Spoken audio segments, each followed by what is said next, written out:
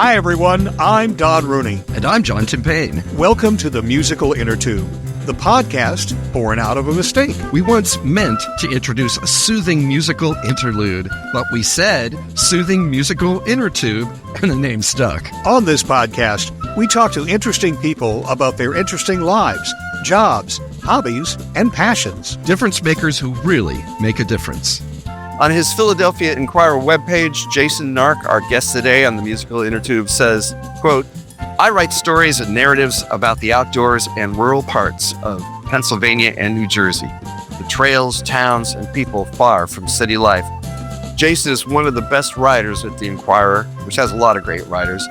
He writes about the everyday, often miraculous things in life, old steam trains, a Jalen Hurts look-alike contest, the biggest pumpkin in the world, a woman looking for the man who called her beautiful outside an Eagles game, the revamp of an iconic roller coaster in Asbury Park, and much more. In fact, my favorite all-time article, if we get a chance, Jason, I have to ask you about it, was about Demolition Derby. The great all-time quote is, demolition is a lot like chess, only sometimes you're on fire. It's one of the great, you die for a quotation like that. And today we're going to talk with Jason about a particular article. It appeared on December the 7th for the Inquirer. It's titled, As Hunting Numbers Fade, PA Families and Friends Keep Their Camp Tradition Alive. And it has so much about Pennsylvania and about hunting culture in it. Jason, welcome to the musical Innertube, first of all. Thanks for having me. Oh, you bet. So your article has so much heart, so much fellow feeling for the people, places, and traditions you describe. So I want to start just by asking you, where did you grow up? Did you come up in a culture in which you went hunting with Dad every Sunday? So it's interesting. My dad is a big hunter. I have only officially gone hunting once with a weapon. And I did that to sort of appease him. But as a child, he took me with him often. I don't know if because he didn't have a babysitter or something, but I wound up, and, he's lamented sometimes in the past that, I didn't take up hunting, but I don't think he fully appreciates the influence he had on me, because he would take me with him and put me up in a tree, and then he would walk 50 yards away in his own tree, and he would give me a notepad and crayons and tell me to write down things I see. And when I look back, it seems just something a dad would do to have a kid waste time in the woods, but just being there, observing nature is almost what I love to do most as a reporter. So I don't know. I like to think that some of it rubbed off. So this was both your personal immersion in hunting culture and your training school for being a journalist. Maybe, yeah. I'd like to think so. I mean, I really got deep into nature writing at Penn. In grad school, I took a class and it just sort of propelled me further into that world. John and I grew up in Southern California. Okay. And there's just not a lot of hunting done in Southern California. And then I moved all over the United States in various small towns working in radio, and eventually wound up here in Pennsylvania in Harrisburg. And one of the things that always delighted me was the Monday after Thanksgiving was hunting holiday. Yeah. That was the first day of hunting season, and all the kids had off school so that they could do what your dad did, go with their fathers and uncles and brothers out to hunt. And that benefited me, because when I took the family to my in-laws for Thanksgiving, everybody else had to hit the highways with all the other traffic on Sunday to go home and be there on Monday, and we had an extra day off. So we drove home on Monday when the roads were relatively clear. But it also was an interesting thing to see how families were involved in that, and how hunting was more than just a guy and a gun looking for a buck out in the wilderness. It was a family thing. The families got together, and it was almost like a continuation of Thanksgiving, I want to say. Yeah. For sure. It's a huge tradition. I know when I started writing about rural Pennsylvania, I told my editors, there's going to be a lot of hunting stories. And not just because I'm interested in hunting, but it's big news for people out there. When we found at the Inquirer, when I write about hunting, it does pretty well. People read it. because there's not a lot of outlets doing it. And ironically, like the Philadelphia region probably does not have as strong of a hunting culture, even the surrounding counties. I mean, there's deer there, but it's just sort of not as big. I bet the schools in like local counties might not have had off as much on the Monday after Thanksgiving, or that has changed in recent decades, but that's all part of the issue, I guess, is like younger. The state thinks younger generations in more urban areas just sort of have no tradition whatsoever of hunting. And if it's not getting passed down to you, I think it would be like it's intimidating. It's an intimidating hobby to just get into, I think, on your own. Well, I think so too. If you were going to do it, first of all, there's the technological part of understanding a gun and how to assemble and disassemble, clean, how to shoot it, gun safety. That's a whole world unto itself. And I'm sitting here as a white, paper nibbling, pencil necked intellectual say, I've never shot a gun. Yeah. And I'm not alone. It's not that I dislike hunting culture. I'm an avid fisherman. So me too. I hunt.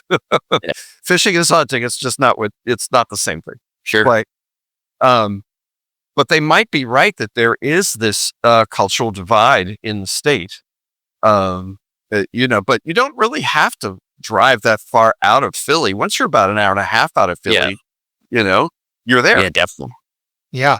And it's not too long. I mean, I took a drive not too long ago to see a friend of mine outside Harrisburg, and I was maybe 15 minutes outside the city when I was passing state hunting lands, state gaming lands. Yeah. So they're all over the place.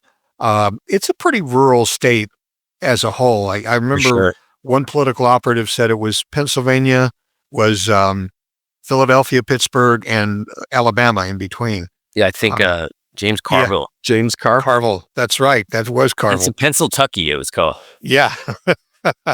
But, that speaks to what we just went through in our election here in 2024, and that was that people were going with a populist who talked to their needs, according to exit polls. That Trump talked to people who seem forgotten. Yeah. And I would say that a lot of the people in Pennsylvania who live in the rural areas consider themselves forgotten. Absolutely. I mean, so I basically was given this beat in 2016 after Trump won, because editors were thinking, hey, what the heck happened? What's going on in Pennsylvania? Welcome to the world, editors. I think one of the editors said, hey, you like to fish or something, or you go camping. Do you want to do this? And I did. And but I wanted to sort of like start on the ground level and not just like treat people like they're aliens and like do the rural diner stories. So I sort of tried to do a little bit of everything. But what you just mentioned, my family was originally from this coal town called Shamokin long time ago. And, that's where they mined anthracite coal. And there's really no more anthracite coal left. I mean, it's not a case of like regulation pushed it away. It's just, we sort of just took it all out of the ground. And I was in Shamokin, I guess before the 2020 election, and there was a lot of signage that said, Trump loves coal, like Trump digs coal. And I was like genuinely confused because I thought like, hey, what do you think he could do for Shamokin? I mean, there's no more coal here. And it sort of became like, oh, well, that doesn't really matter. It matters that he's like, my grandfather was a coal miner. It feels good to hear someone not like denigrate. It was like such a revelation to me. Like, oh, okay, it's really just an emotional feeling. So that matters. I mean, they were mad that I guess Hillary Clinton had said something about like shutting down dirty coal, and I was like, wow, okay, yeah. Well, I feel that Hillary Clinton's entire sort of campaign had a tin ear when it came to the section of the populace we're talking about. And I'm not being a critic in saying that. I think it's sort of an established fact that nobody had thought, well, these people are important enough to really go among. Right? I don't remember her donning a fur cap and coat and tromping around the Adirondacks. I don't think that happened. It's interesting too, isn't she? She has like some Scranton roots, I think, too. Absolutely, she does. Yeah. But our again, president. There's a whole level of people who are politically progressive and want to do, quote, the right thing, as far as the environment and getting, moving forward on a lot of social issues and that sort of thing, have somehow wound up in the elitist bucket. Yeah. And they are city dwellers who don't have an idea of what goes on in the real world. And at least that's the way the divide is shaped up now. Yeah. But I think the best way to describe how this whole thing works out is if you would please describe the hunting camp that you went to that you describe in this article, because I think that sort of encapsulates what we're talking about. Well, the camp I went to was founded in like 1972 by a steel mill family from like outside of Pittsburgh, Aliquippa, which is like really famous for their high school football. And they were an immigrant family from Lebanon. And I guess anyone who came to Pennsylvania could sort of it was a way to acclimate, I guess, you become a hunter like the other guys at the steel mill. And they all sort of fell in love with it. And going out on like opening day and like driving from home and then going back is sort of like the ground level, but like getting the camp is what like all of these men like attain. Like that's what they sought. And these guys, got property when it was super cheap. They built like a little cabin and it became like this family refuge. And there's thousands of them in Pennsylvania. They're everywhere. There's a lot in New Jersey where I live, but it's a different situation in New Jersey, but there's a lot here too. Yes, there are. I was just going to mention, I was just thinking of one that's not far from my house. And I feel, after having read your article, I feel like asking somebody, can I hang out with you guys? I won't go hunting, but I don't want to get anybody hurt, especially me. But there's there's a lot in the Pine Barrens. Yes, this is what I'm talking about. Yeah. Yeah. But they're interesting. They're like I mentioned that. They're like a different architecture. They look more like cinder block buildings. They're not really houses so much, but no, they're very much encampments, aren't they? They're not meant to stay a long time at, just long enough to keep the snow off while you're out in the woods. This house I visited, it burned down in 2003 and they replaced it with like a double wide trailer. Which, as a reporter, it was not like my ideal setting. I wanted, this cozy cabin or something, but it really fit. I mean, they really like fill the place with love and memories. And well, that's the part I wanted to ask you a bit about, Jason, because I was so moved by these men's account of how they felt about going to the camp and being in the camp. And as children, listening to stories from their dad, just the act of camping, being around while people were telling hunting stories, learning about life. And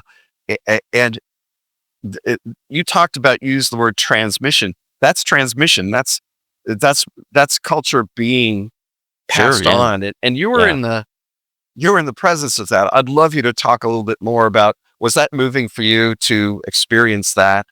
Well, first off, it was not easy to find a group that would let me do what they did, the David family, because obviously I don't need to tell you that people don't trust the media, especially in that world. It's like, I feel like I've earned it by now, but they still don't want to get involved, and they don't believe. They think like I have some ulterior motive, and I basically always pitch like I just want to hang out and listen. I'm not going to really spend too much time bothering you. My main goal as a reporter is to sit back and listen, and they got it, and it was like nothing was off the record. It was just sort of, I was like hanging out with them. It was great. And, obviously they got pretty emotional. I mean, they seem to, like, as I mentioned, people go to camp and leave some of their worries behind. Yeah, it's nice. It's funny. One of my editors asked me, she's like, "Where are all the women when this is happening?" I was like, "Oh, I never thought of that, but I'm sure they're taking a break from all the men." So I don't know. I feel another article coming on, Jason. It might be a little bit even harder to report on, but it's still, what happens when the men are away? I think hunting widows.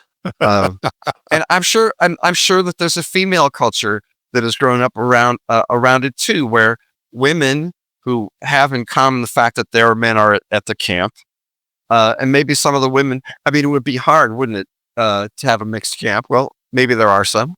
Well, I'll tell you, yeah. I mean, I know it gets a little gross. Yes, of course. They might not clean the toilet till like the day they're leaving, that kind of thing. No, I think it's going to be like the campfire in Blazing Saddles, where everybody takes a turn to release noxious fumes. And yeah, and there's a lot of that.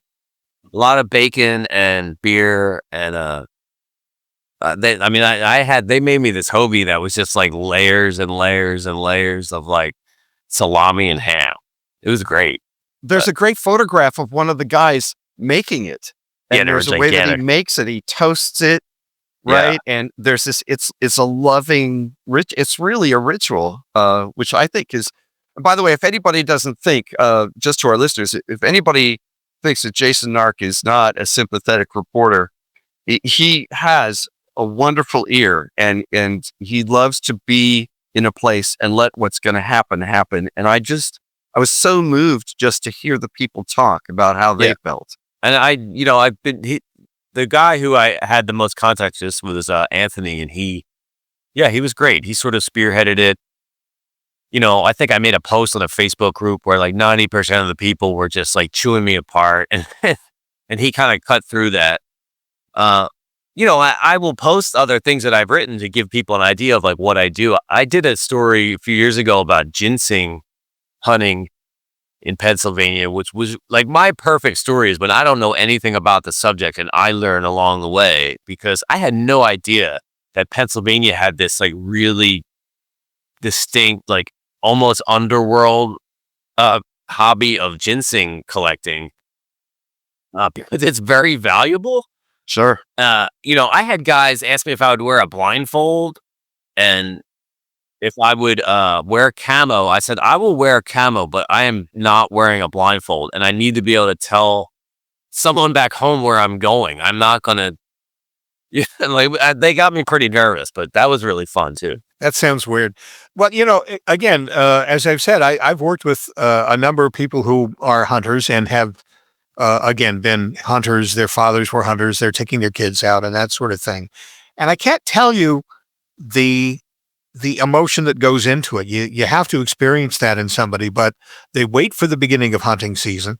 Some of them are I want to say dual weapon hunters, because bow hunting season for deer starts before rifle hunting season. So they'll go out with their bows. Sure. Very, very few deer with bows, but they love they just love the experience of getting their gear together, getting up very early in the morning, driving to the camp, setting up the camp, getting all dressed in their hunting, which you describe in the article as being layers and layers of clothing, and then going out and sitting in a tree stand for hours, waiting for deer to come by, figuring out which one they might have a shot at, and then hopefully bagging that deer, but sometimes being in that tree stand for 2 or 3 days and not coming home with any deer. But still, the ritual is all encompassing, and they love that. Yeah, and like there's even I get a sense that some of the guys just go to go. I mean, they might go out for a few hours because it was really cold that weekend, and just come back and hang out and like watch football. And it's like just as much about the hanging out. So I want to look at, just for a moment, because that's I want to look at your headline. And just before we went on the air, folks, I had said that I really admired the headline. The headline was, "As hunting numbers fade, PA families and friends keep their camp tradition alive." Now, Jason, I found out that that you wrote that headline. That's correct? Well, actually, so I wrote, my first headline was, as hunting numbers fade, Pennsylvania families hold fast to camp traditions or something. Look, that might have got tweaked a little bit. So maybe I wrote half of it. What I like about this is it balances two facts, which is there is this devotion to hunting and devotion to the camp culture, but the hunting numbers are fading. I mean, for many years, Pennsylvania was the state, I think it still is, with the greatest number of guns per capita in outside of Alaska, I believe. So and with that said, as you show in your article, gun ownership nationally and in Pennsy is declining and has been steadily. I'm wondering what they feel about this, the folks who are keeping the traditions alive. Did you talk about the decline with them? And,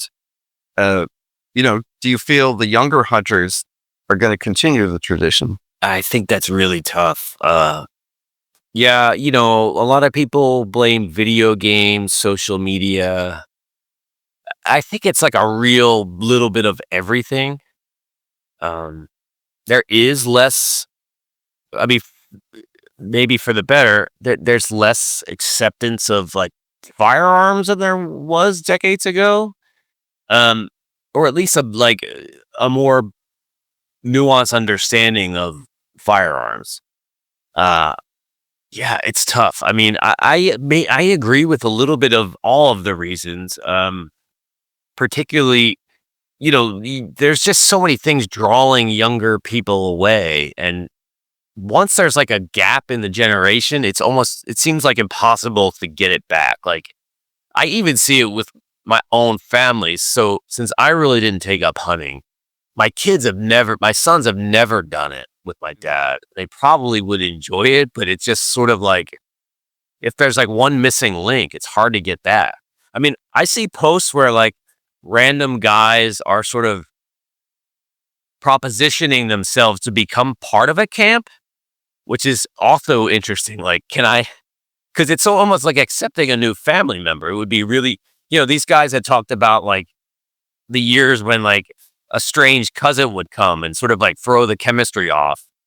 And that's like a big deal. Or if like, your sister has a new boyfriend and he wants to hunt and everybody's a little leery of like the new guy. Right.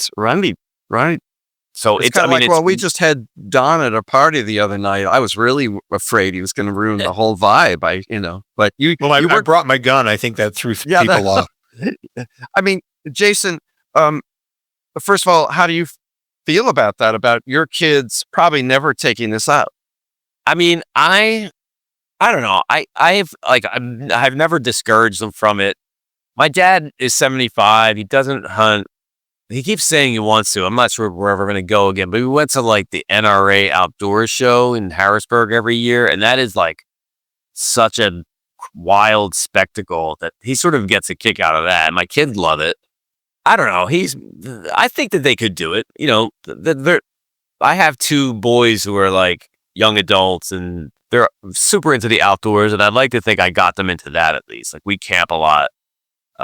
They love all that stuff. I don't think they'd be opposed to hunting, but I guess. And the people in this article, the men who go out hunting, are their sons interested?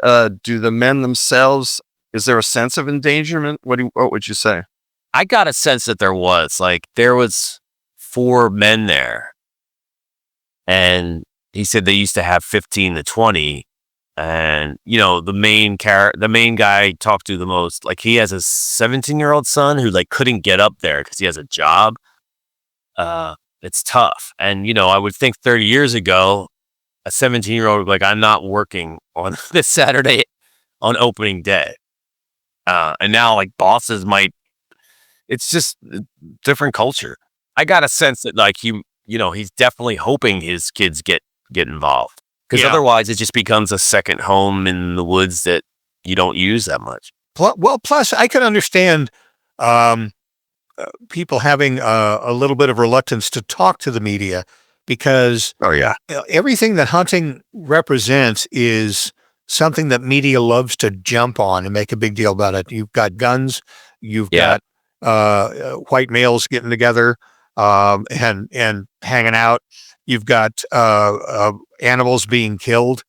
That's all stuff that media, that again, if a regular media person gets it, you get the idea that the article that comes out is going to say, this is the most depraved weekend I think I've ever seen in my life. Yeah.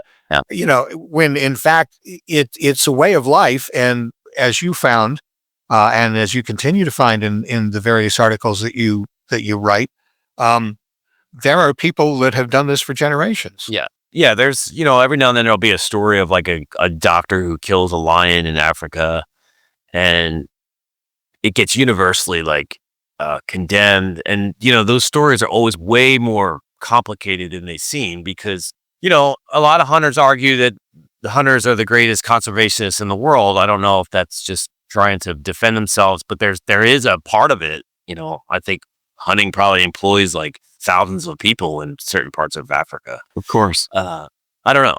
It's complicated when it comes to that stuff. I don't think I could ever kill something like a lion, but I don't think Pennsylvania needs deer hunting. There's a lot of deer. There's no doubt about that. I have all sorts of deer in my backyard and I don't mind them. Yeah. There are people on my block who do. I live in a town where it's shocking how many deer I see. I mean, I'm like living near a major highway and they find a way to survive in like the smallest slivers of land. Well, again, as a reporter, I've had to cover a lot of deer stories in this area. And one of the weirdest I ever did was they were having problems in Gettysburg. Oh, yeah. In the national park.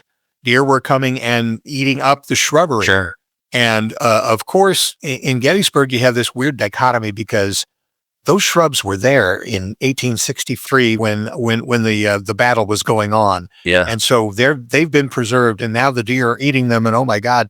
So they employed hunters to come out and thin the herd. They do that in Valley Forge too. This was just, again, this was a big media event. Yeah. You're sending people with guns out there to shoot deer on federal land. This became something of a controversy. I mean, I don't know. I must say, Jason, I don't know how anyone could read your article and not come away with at least a sense of how important this is to the people who live within that culture, that they see whatever one feels about shooting and killing animals and the whole thing. As Don says, our tendency as journalists to sensationalize every single solitary thing. Yeah. But putting that to the side, it does seem that the star of the show really is the heart of this deep atavistic feeling about it that you really do get to. It's very moving. It goes to a really, really deep place. That's always what I'm hoping to get. It doesn't always happen, but they were great. They were really, really welcoming. Well, Jason Nark, you have taken us deep into the woods and all sorts of places, new places for the musical Innertube, and I hope for our listeners, and you've really found the human side of it. You're a great storyteller. I love reading your stuff, as I've told you before, and I hope we can have you on sometime soon. Yeah, for sure. All right. Thanks again, and wear a coat, okay? Yeah, I know. I froze that weekend. Yeah, stay warm out there. We'd like to have you come back and talk a little bit more about the area you cover in Pennsylvania, because I think it's very important, and I think you're right. I think it's slowly fading into the background. I love that. I'm glad you mentioned Demolition Derby. I'd love to talk about that. That was my favorite story of last year. You are my main man. I love Demolition Derby. I have to tell you, Jason, I'm bearing my soul here on the musical Innertube. I love 51 Hudsons. I love that car. And they are the Demolition Derby car of yore and today. People still talk about them in various places. And my uncle had two of them, and I used to ride around with him. And I love those cars, and I love Demolition Derby. I've been to so much of it. Yeah, you find like a 1980s, 1990s Lincoln Town Car Ford Crown Victoria, and they're worth gold, and they don't make them like that. Nothing like a hard chassis. And if you've ever been in a car when John's driving, you'll know he loves Demolition Derby. So thanks again, Jason. We will talk about Demolition Derby with you. Oh, that was so much fun. All right. Thanks again.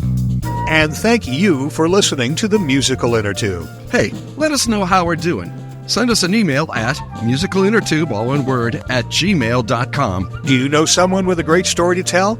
Let us know. Send us an email or log in to our website, musicalinnertube.com, and click on the microphone in the lower right-hand corner to leave us a voicemail. And while you're on our website, take a few minutes to listen to past episodes of the podcast. They're all there, along with pictures and biographies of our guests, blog posts, and lots more. And as always, our thanks to virtual band Car Radio Dog for providing us with our theme music.